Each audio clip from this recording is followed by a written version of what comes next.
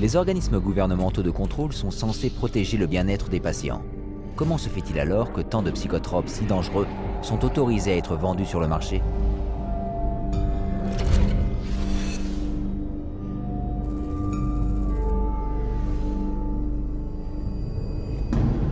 Il fut un temps où l'organisme gouvernemental de contrôle pharmaceutique et alimentaire des USA était considéré comme la championne de la pharmacovigilance.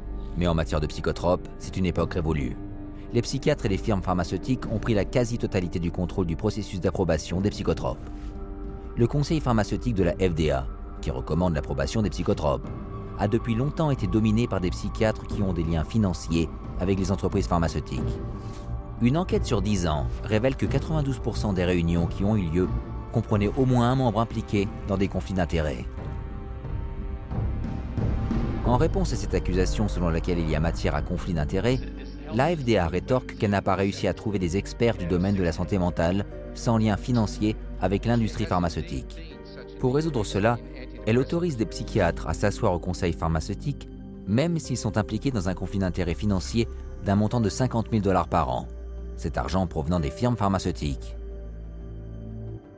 The advisory panels that review drugs, most of these people are direct recipients of money from usually the drug under study, the company that's submitting the drug, and they waive the conflicts most of the time. So it's pretty pervasive and it's quite insidious. Full waivers have been granted to the following participants. Dr. Andrew Leon for his role as a member of a data safety monitoring board for an affected firm. He receives between $10,001 and $50,000 per year.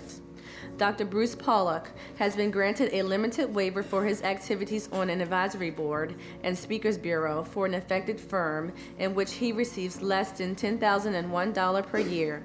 Ms. Jean Bronstein for her ownership of stock and a bond in an affected firm in which the value falls between $50,001 and $100,000.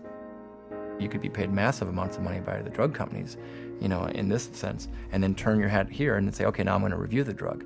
And that huge conflict of interest was not to be discussed. In fact, they didn't want people putting it out there. That was the policy. So they still allow it. They still allow that conflict to continue. But now it's meant to, I guess they're supposed to acknowledge if there's a conflict of interest. But acknowledging the conflict and getting rid of the conflict are two different things. La porte tournante entre le gouvernement, l'éducation et l'industrie pharmaceutique est l'un des pires secrets de la psychiatrie. It's a revolving door, FDA and drug, FDA and drug. So we have a system where those institutions that people trust, want to trust, would like to trust, are truly untrustworthy. Par exemple, Daniel Troy, ancien membre d'un lobby pour une firme pharmaceutique, fut engagé comme conseiller général à la FDA, en qualité duquel il constituait des dossiers en faveur des laboratoires pharmaceutiques et contre des victimes des effets nocifs des psychotropes. He was the drug lobbyist lawyer, and then he became the general counsel of the FDA. I mean, they talk about having the wolf watch the chickens. Après son départ de la FDA, Daniel Troy est retourné dans l'industrie pharmaceutique. Il est maintenant le vice-président et conseiller général du géant de l'industrie pharmaceutique, GlaxoSmithKline. Voilà l'atmosphère dans laquelle les psychiatres de la FDA donnent l'approbation aux laboratoires de mettre leurs psychotropes sur le marché. Mais les essais cliniques ne sont pas censés s'arrêter là. Il reste encore une phase à faire, la phase 4. En plus des effets secondaires observés chez les membres de petits groupes dans le cadre de la 3e phase, la phase 4 exige que les compagnies pharmaceutiques gardent un œil sur les effets secondaires chez les membres du grand public. Le nombre alarmant d'effets secondaires nocifs, qui vont à présent faire leur apparition, a incité un groupe pro-psychotropes à déclarer que les problèmes de dangerosité des psychotropes ne se manifesteront qu'après au moins 7 ans.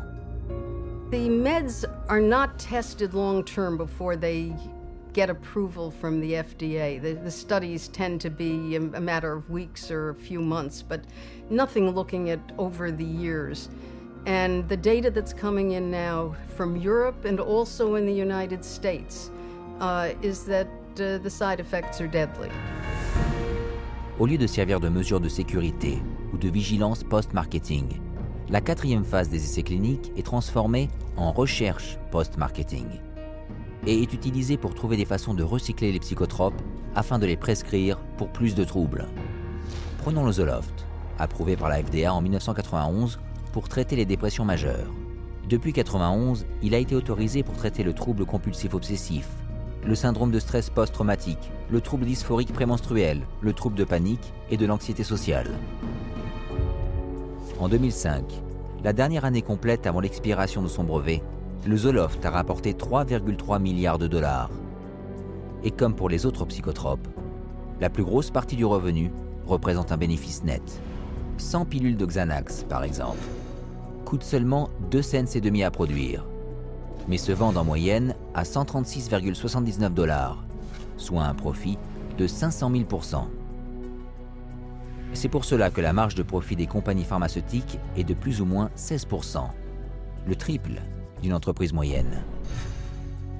En 2006, les PDG des 10 plus grosses compagnies pharmaceutiques étaient chacun payés 18 millions de dollars par an, soit 400 fois le revenu moyen d'un foyer américain. Wall Street est ravi quand les firmes pharmaceutiques produisent des psychotropes, vu que les psychiatres ne les prescrivent pas pour guérir, mais pour soulager, donc ce procédé pourra durer toute une vie. Et les consommateurs avis ont une grande influence sur l'argent engrangé. Un analyste boursier a fait ce commentaire: le premier désastre, c'est de tuer des gens. Le deuxième, c'est de les guérir. À Wall Street, les actions des compagnies pharmaceutiques sont celles qui montent le plus et sont considérées comme le plus rentable investissement possible.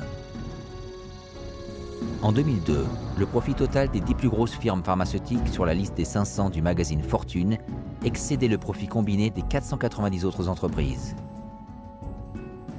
Une baisse des valeurs pharmaceutiques représenterait une perte majeure pour les investisseurs du monde entier, et les investissements doivent être protégés. Avec autant d'argent en jeu, est-il vraiment surprenant que l'on ne dise pas aux actionnaires la vérité sur les psychotropes dans lesquels ils investissent? Ils ne savent pas que l'approbation de la FDA ne garantit aucunement qu'un psychotrope est inoffensif et que les essais cliniques qui ont permis de le faire approuver sont souvent fondés sur des mensonges ou des supercheries.